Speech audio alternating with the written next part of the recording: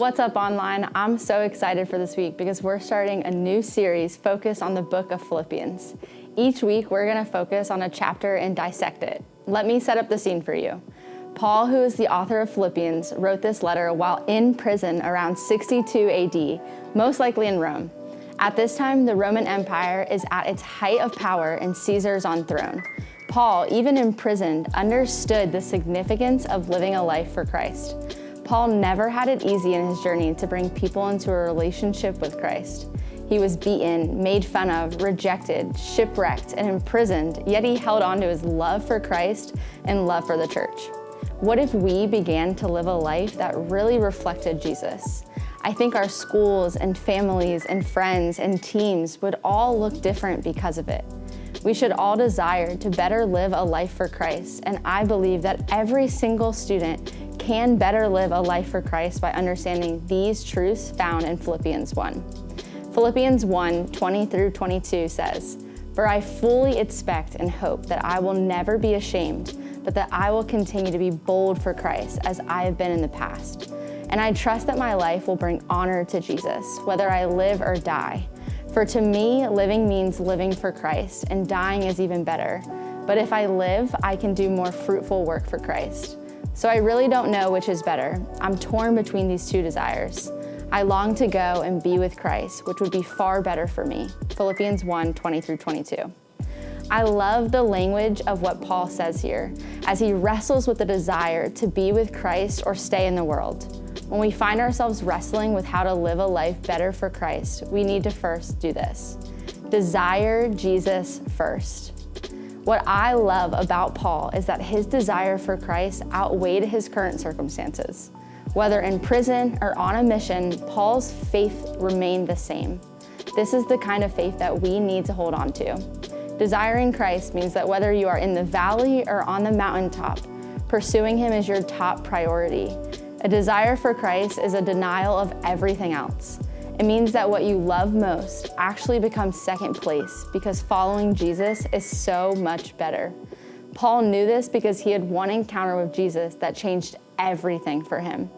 Philippians goes on to say this, "For you have been given not only the privilege of trusting in Christ, but also the privilege of suffering for him." Philippians 1:29.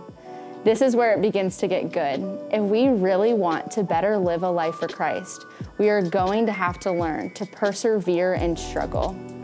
I perhaps am one of the most competitive people I know, and I refuse to lose at any board game, and if I think I'm gonna lose, I get frustrated and really wanna quit. When I do that, I give up before I even had a chance to see where the game was going. It is easy to do during a board game and even easier to do with our lives. The minute that things get hard, we want to retreat. Retreating from the struggle doesn't teach us anything. Persevering through the struggle could actually teach us more than we can imagine. When we talk about perseverance, that is what we are talking about. Paul understood this. Remember, Paul is writing this from a prison cell. And his letter could have been one of anger for his situation or pleas for someone to come and save him. But no, he understood that through his current situation was difficult, the mission outweighed his struggle. And to live a life for Christ is to know that struggle will happen. "For I fully expect and hope that I will never be ashamed, but that I will continue to be bold for Christ as I have been in the past. And I trust that my life will bring honor to Christ, whether I live or die." Philippians 1:20. We need to desire Christ, persevere in struggle, and live unashamed faith. Paul sets a great foundation on what it looks like to pursue Jesus unashamed. Paul, previously Saul, was known for passionately following the mission to kill off anyone who called themselves a Christian. He believed he was fighting the right battle until he had one encounter with Jesus that changed everything for him. Suddenly, he was given a new name, no eyesight, don't worry, it came back, and a new mission. Now the murderer needed to become a missionary, and the same guy who persecuted people for their faith would later become one of the greatest mouthpieces for people to know Jesus and to encourage the early church. But people did not suddenly forget who Paul was before that encounter. In fact, look at what is said right after Paul stepped out into his new ministry. At once he began to preach in the synagogues that Jesus is the Son of God.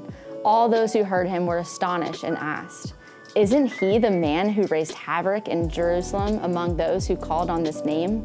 And hasn't he come here to take them as prisoners to the chief priests?" Yet Saul grew more and more powerful and baffled the Jews living in Damascus by proving that Jesus is the Messiah. After many days had gone by, there was conspiracy among the Jews to kill him. But Saul learned of their plan, and day and night they kept close watch on the city gates in order to kill him. But his followers took him by night and lowered him in a basket through an opening of the wall.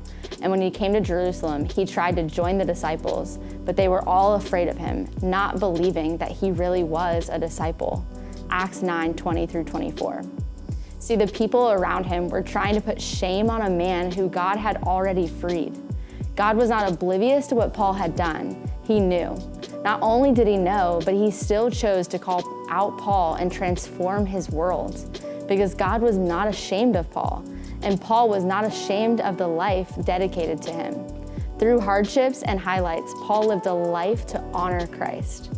So what would it look like for us to live a life unashamed? It means that your life should look different from the people around you. It means that if you really believe in Jesus, the people around you not only know it because of your words, but also because of your actions. To live unashamed in your faith means that when someone asks you for prayer, instead of saying you'll do it later, because let's be real, sometimes we forget, you ask to pray with them right there on the spot. It means inviting your friends to church, and when you get rejected, you ask them again the next week. You never know the impact you can make on someone else by boldly following Jesus. So our bottom line tonight is this: we can live a life for Jesus, not just with Jesus. To live a life for Jesus, we need to desire him first, persevere in the good and the bad times, and live unashamed for Jesus.